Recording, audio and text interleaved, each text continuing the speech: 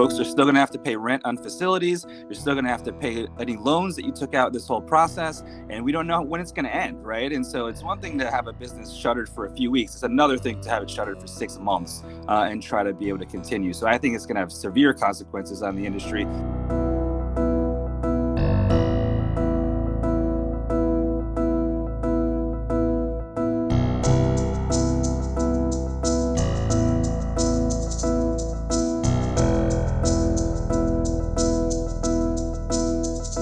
None of these funds are really going to be available for anything that the government considers illicit or illegal activity. So that pretty much scrubs any chance off the bat unless there are specific allowances.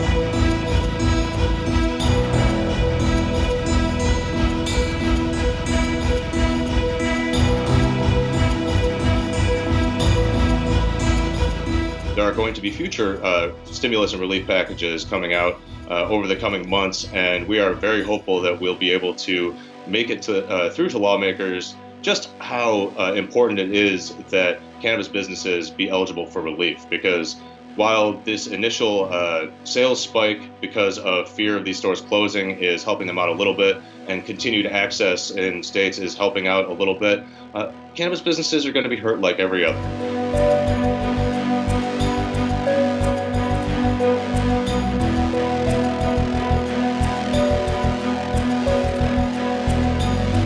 Because cannabis businesses themselves face a lot more undue financial burdens than other businesses, whether that be high levels of state and local taxation, extremely burdensome regulatory compliance issues, the fact that they have very limited access to banking, if at all, and the fact that they can't deduct business expenses on their federal taxes all mean that the cannabis industry could take a lot longer to dig out of this economic hole post-recovery than a lot of other industries.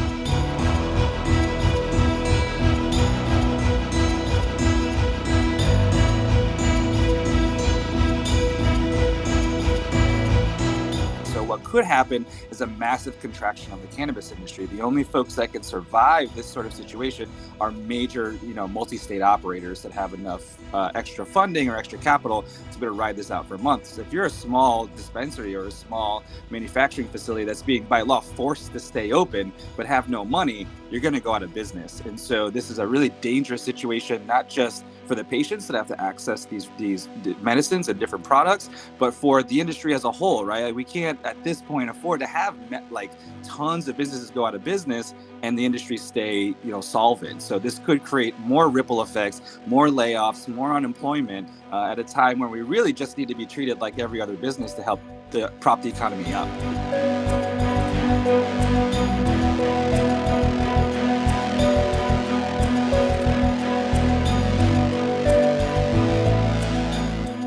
As we start moving closer to long-term recovery efforts, it's also important that people reach out to their members of Congress and urge them to pursue sensible cannabis policies going forward once we can get back down to normal business.